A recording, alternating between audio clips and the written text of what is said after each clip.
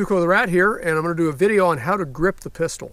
It's important to grip the pistol properly if you hope to ever make any progress and become faster and more accurate. So I'm going to go over this kind of quickly. I'm not going to go in depth on the grip itself. I'm going to quickly demonstrate the classic thumbs forward grip. Strong hands on the back of the pistol. Web of your hand as high as you can get it.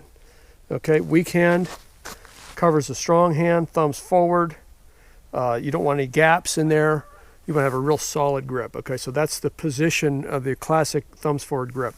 This is not the grip I use, but this is the grip everyone should start with. I used this for a few years before I modified it.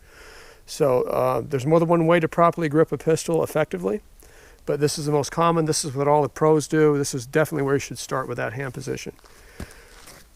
Okay, so you want to make sure that you have an adequate grip. The first test that I ask myself is there any slippage? Does my strong hand slip on the gun? Does the gun move around at all? If it does, I'm either not squeezing hard enough, or more likely, besides not squeezing hard enough, I don't have enough traction here against the actual surface of the gun. So I like using grip tape, because as soon as it wears out, I can put new tape on. And those little rocks on the sandpaper, they get polished. And in a short time, that grip tape's not working quite as good as it used to. So if you have a permanent type grip on there, a stipple or some kind of checkered grips or something, once that polishes out, what do? You know, and with the skateboard grip tape, I can just replace it. So that's how you get traction on the gun. You got to squeeze adequately. Okay, and with the weak hand, where the skin on skin contact there, the skin to skin contact can slip. Okay, so you want to make sure that your hands are clean. And by the way, your gun should be clean too. Wipe off all excess oil. Make sure that you don't have any lotion on your hands or something like that. In competition, you can use a grip enhancing lotion, stuff like this, a liquid, and it really helps the traction, the skin to skin traction. You know, for self-defense, it's not practical to have to put that stuff on every day. So at least make sure that your hands are clean. Okay, so if it's a strength issue, and for me it is, you have to strengthen your grip.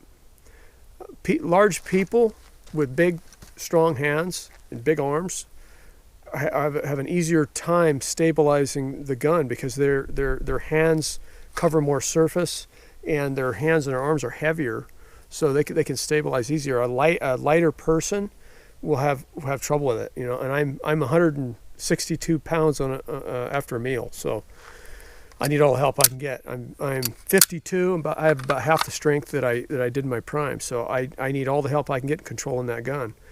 And so what I do, I've tried the springs, I've tried the lifting weights, and I do lift weights anyway, but what works for strengthening grip is to just hang from a pull-up bar by one hand. And when I first started, I couldn't do it for even 20 seconds on each arm, and now I can do it for about a minute and a half on each arm. And it strengthens your grip, and it also, as I'm hanging, I relax the elbow joint, and it opens it up and lets the blood flow in there. It really helps repair any damage in my forearm. So that's what I found helps for strength, to strengthen the grip. So anyway, that's the first test, is there any slippage? You also need to lock your wrist down to control the muzzle flip. You want to get that muzzle to settle just as quick as possible. So if you've gripped enough that you can fire multiple shots, you don't have to climb back on the gun, the hands are not slipping at all, you think you're locking your wrist down and the gun's coming back to where it should. The third test is you shoot, and you see if the gun is coming right back down to the point of aim. So you're gonna fire one shot, you're gonna immediately fire another shot without re-aiming, and just see if the gun naturally comes back to its point of aim. Yeah, I need my glasses real quick. Okay, so fire 2 shots, see if the gun comes back to its point of aim.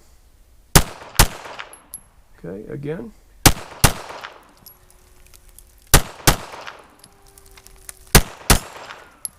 And that just went right through the same hole, believe it or not, it did. That baby went right through the same hole. It's oblong. Okay, so I can get my gun to return to the point of aim. And that's what you want to do too, is you work on your grip until it'll come back to that point of aim, and then you have an adequate grip. You'll still probably work on your grip. I'm always tuning my grip a little bit, see if I can get it just a little bit better, because the better that grip is, the better you can shoot. So this is the first of 2 videos that I'd like you to watch before you watch my video, how to get faster and more accurate. You have to have a good grip before you can get faster and more accurate. And the other thing you have to do is you have to know how to call shots, and that's the video that's going to come after this. So that's how you get a grip on the pistol.